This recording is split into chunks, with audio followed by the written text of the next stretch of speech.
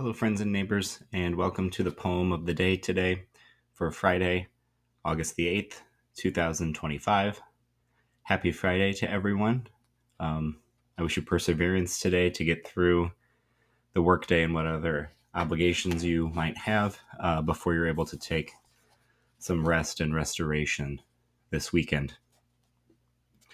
The poem today is by Adrienne Rich. It's called Diving into the Wreck. This is a very famous poem that many people have read, and if they haven't read it, they've probably heard of it before. You might have read this in high school, if you went to high school in the United States. This also could have popped up in college or university, perhaps in a course on feminism. It's often read as a poem that deals with the issues surrounding women's liberation in the 1970s. And it has an extended metaphor that proceeds throughout each of its stanzas.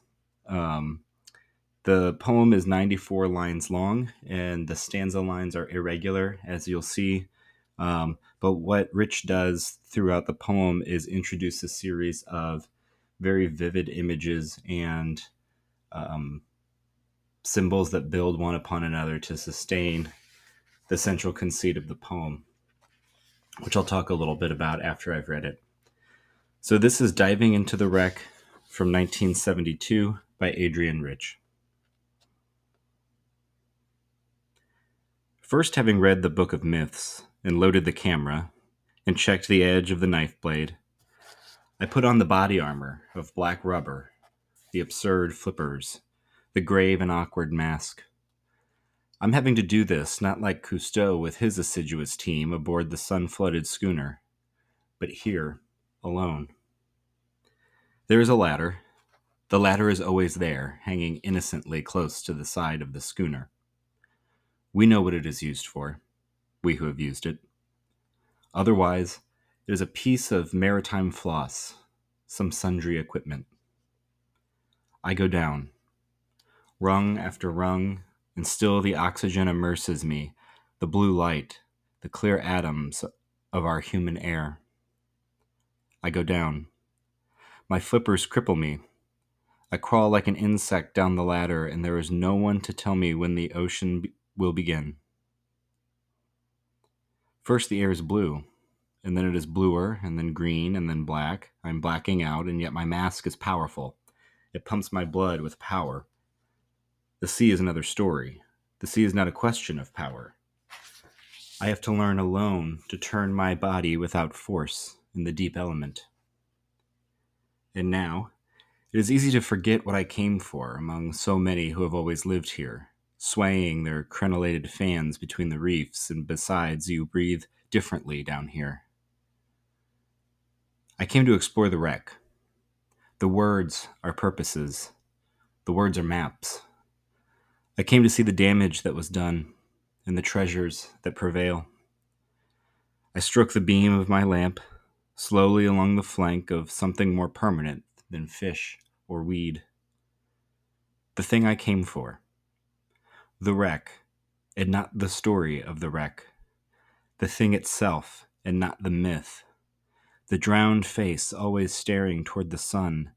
The evidence of damage worn by salt and sway into this threadbare beauty. The ribs of the disaster curving their assertion among the tentative haunters. This is the place. And I am here. The mermaid whose dark hair streams black, the merman in his armored body. We circle silently about the wreck. We dive into the hold. I am she. I am he, whose drowned face sleeps with open eyes, whose breasts still bear the stress, whose silver, copper, vermeil cargo lies obscurely inside barrels half wedged and left to rot. We are the half-destroyed instruments that once held to a course, the water-eaten log, the fouled compass. We are, I am, you are, by cowardice or courage, the one who finds our way back to this scene carrying a knife, a camera, a book of myths in which our names do not appear.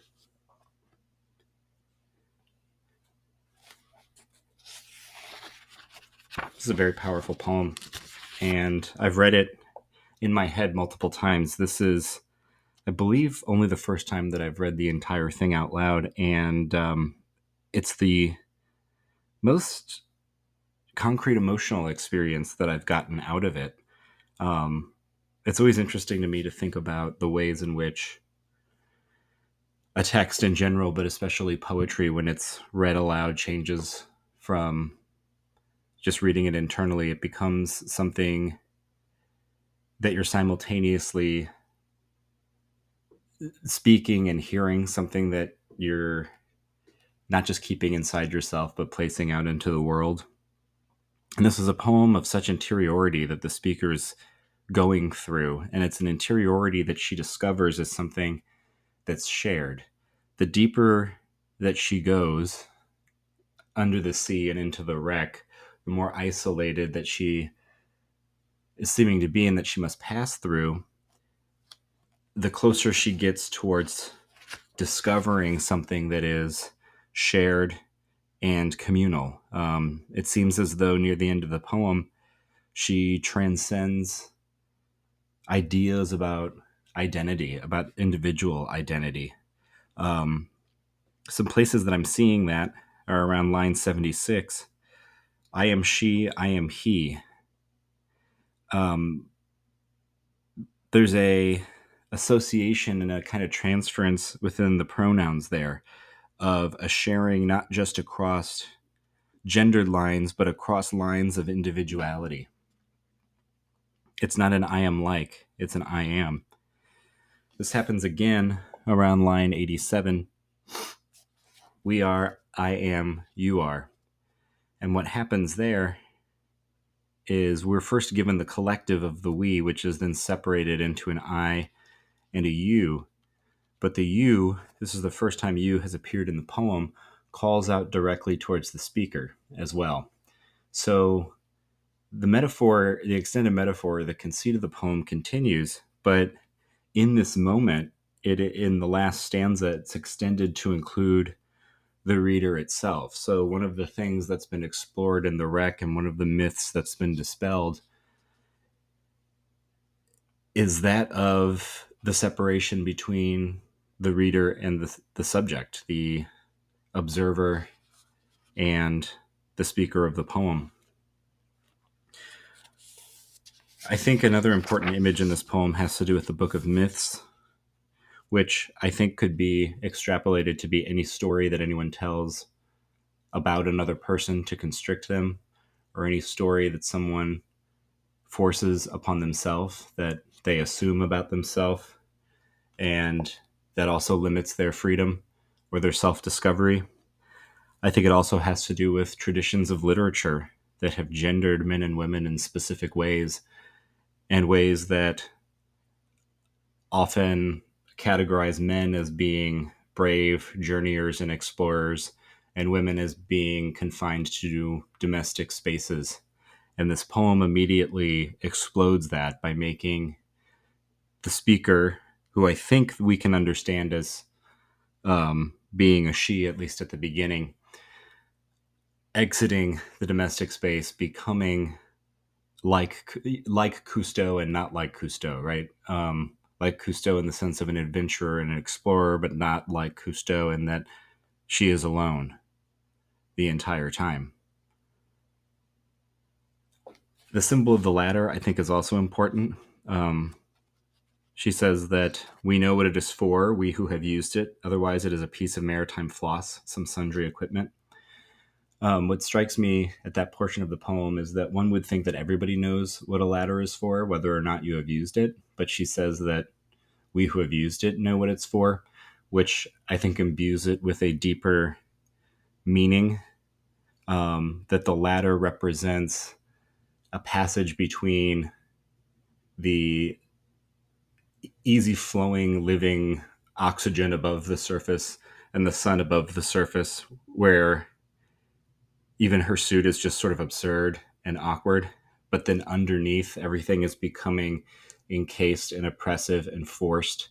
She has to remind herself to breathe. She has to learn how to move and turn.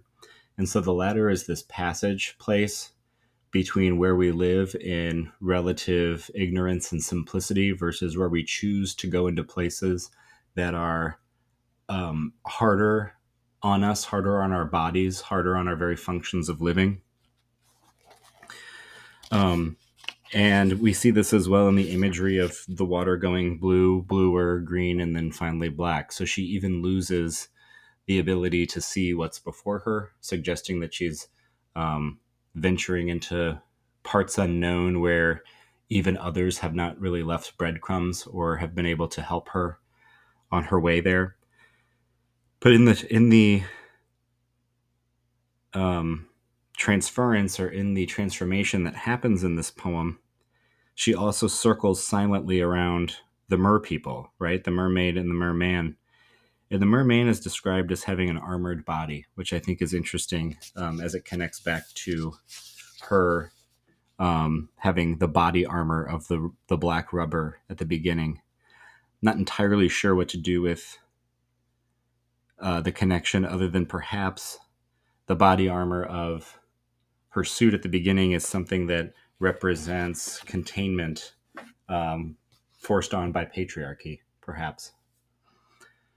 As always, there's a lot more to do with this poem, but I don't want to keep you too long with the video. So hopefully you have more to say and to explore yourself within the poem, but also within your understanding of your role in the world and how you venture out into places to help erase parts of the book of myths that confine us to particular scripts and roles. Thank you for being here, and may peace be with all of you.